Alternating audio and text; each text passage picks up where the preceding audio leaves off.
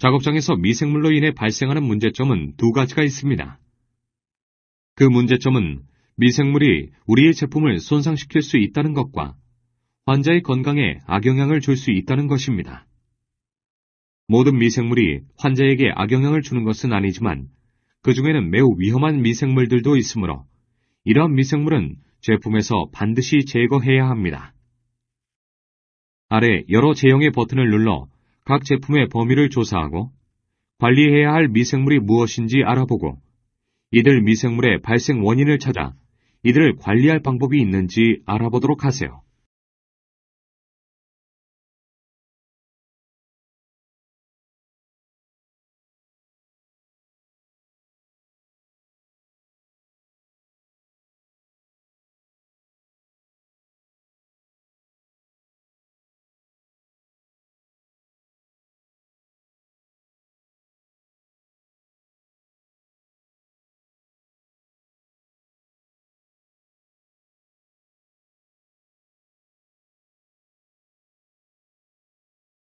제약 산업에 있어서 미생물 관리에 대한 과제는 미생물의 수를 최소화하거나 무균 제품의 경우에는 완전히 제거하거나 제조하고 있는 제품의 미생물을 파괴시키는 것입니다.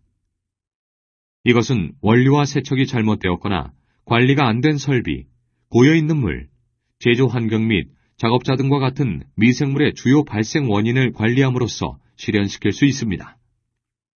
여러분은 이러한 원인들 중에서 어떤 것이 가장 관리하기 어렵다고 생각합니까? 보통은 작업자가 가장 관리하기 어렵습니다. 여러분이 GMP 요구 사항에 따라 엄격하게 업무를 수행해야 하는 이유가 바로 여기에 있습니다.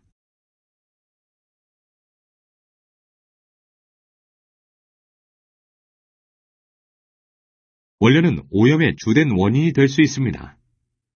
이를 예방하기 위해 제조자들은 어떤 종류의 미생물이 얼마나 존재하고 있는지를 알아야만 합니다.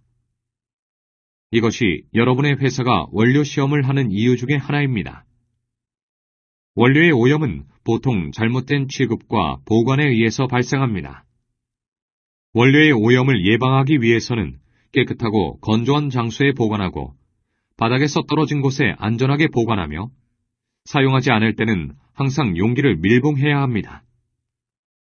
그리고 사용 전에는 포장에 손상이 없는지 반드시 확인하고 더럽거나 젖은 검체 채취 도구나 측량 장비를 사용하지 않아야 합니다.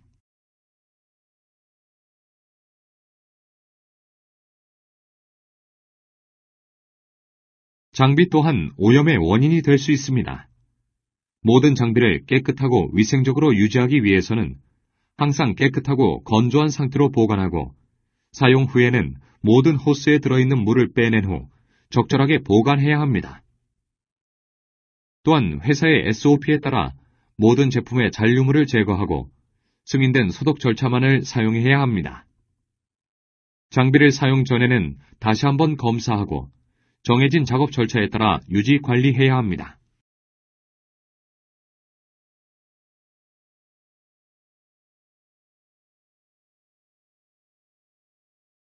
제조 용수는 많은 의약품에 있어 중요한 구성 성분입니다. 우리는 이미 물이 미생물의 성장에 중요한 요소임을 배웠습니다.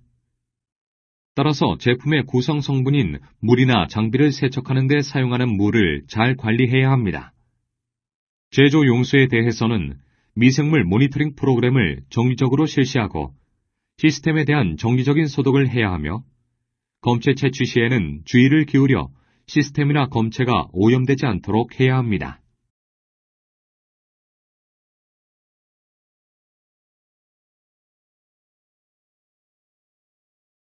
제품이 노출되는 환경은 반드시 관리해야 합니다. 외부 환경으로부터 발생하는 오염을 최소화할 수 있는 방법을 화면에 나열하였습니다.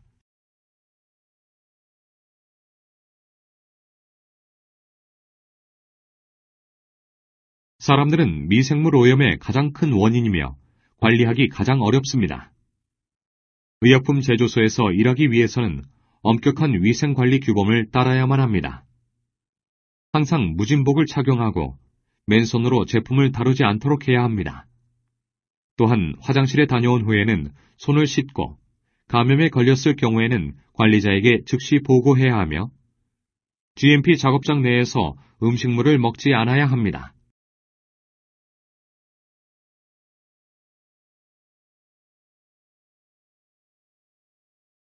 화면에 각 동영상을 본 후 문제를 풀어보세요.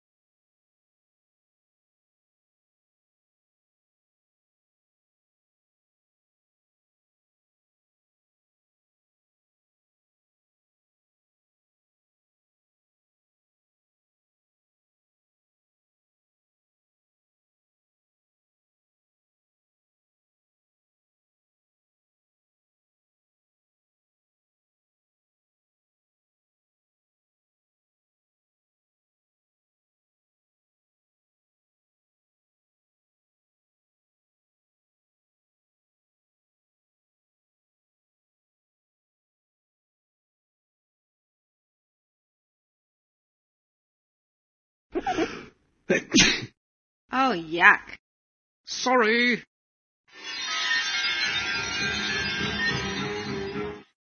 Oh no.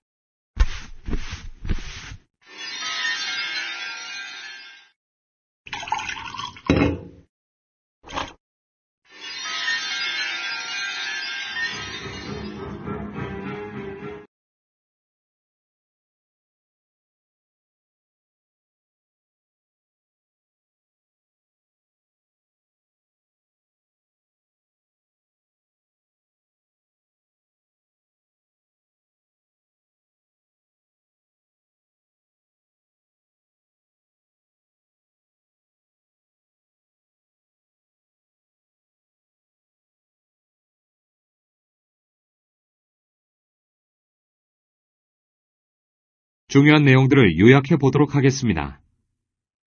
미생물은 어디에나 많은 양이 존재하기 때문에 제품이 오염되지 않았다는 것을 보장하기 위한 엄격한 지침과 절차가 반드시 있어야 합니다. 대부분의 미생물은 아주 소량의 영양소와 수분만 있으면 매우 빠른 속도로 증식합니다. 그들의 성장 속도는 영양소, 수분, 산소의 양, 온도, 그리고 pH에 따라 좌우됩니다.